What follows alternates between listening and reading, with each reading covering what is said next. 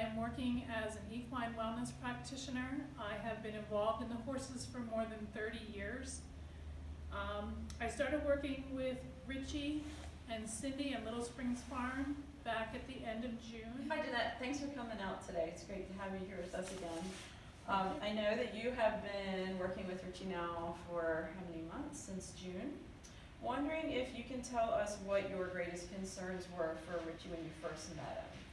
When I started working with Richie, he had had a major allergy or something going on when they would turn him out in the fields. When you would turn him out in the fields, he would toss his head. He was very unhappy going out. His body condition was that his head was up and his back was dropped, and he appeared to be in some pain. So we changed some things nutritionally for Richie, and which made some big differences. And I've also once or twice a week come out and done some body work on him.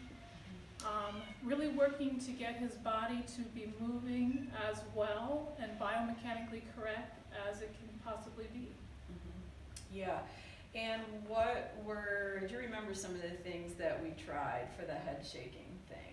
It was Zyrtec we tried twice a day, did not work. What else did we try? We tried the nose net. The nose net, which is like a fly mask except for a nose to try to keep the dust out. That didn't help a bit. And then you had found an article about this condition.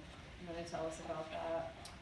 Well, the article talked about that if horses are lacking salt, just simple table salt, it can affect them neurologically, in particular neurologically along the side of their face and their head, which can cause head tossing. Mm-hmm. And so we decided to go ahead and try that, and we added some salt to his diet, and it really made a big difference for Richie. Yeah. Some goals that we have for the horses here at Little Springs Farm is that their overall health is in the best condition that it can possibly be. That involves proper hoof care, dental care, making sure that their teeth are in good shape, also nutritional, and physically, whether that involves massage or conditioning, or even proper rest is very important. For years, we have been saying that our horses are our partners, our therapy partners, but just because we said that, it didn't really mean that we were doing much about it, except being as nice as we could be to our horses and treating them the best way we knew how. But we didn't really study what that meant. So after reading these two books, there are things that we can really do to improve the lives of our horses. In this book, it says that an equine assessment could be greatly improved by the use of a non-biased outsider evaluation, and that's why we called Jeanette in.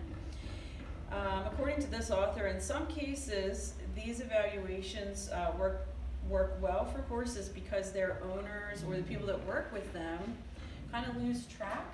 They become sort of numb to what the horses look like because they see them every day. They're recommending an evaluation on a semi-regular basis by this non-biased person. And these people assess horses for job dissatisfaction, burnout, or pain. They want to assure that the horses get all of their physical and emotional health needs met. And this, like Jeanette said, includes veterinary care, hoof care, diet, nutrition, exercise, training, time off, and herd socialization. Did you read this right before you came here? Because that's exactly what the book says. So that being said, what is your greatest concern for our horses here, knowing they work 4 or 5 days a week? Would it be the emotional piece or more the physical piece, or what are your thoughts on that? I don't think I could pick one over the other because they're so interlinked. If they're physically not feeling well, they're going to emotionally not be able to respond in the best way possible. And if they're emotionally not well taken care of, it's going to affect them physically also. So I think both are very important.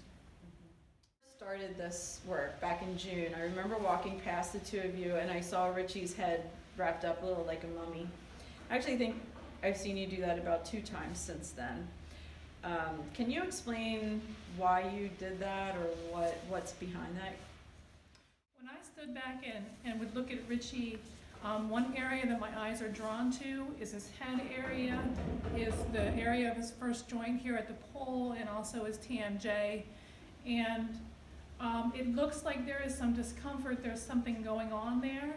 So I used the wrap. I wrapped his head with ace bandages, and I used that to bring awareness to Richie, and also to bring some comfort and relief to that area, to start the process of healing whatever's going on there. Okay, well, when I am in the barn, my focus is a little more on the children and teens that are here.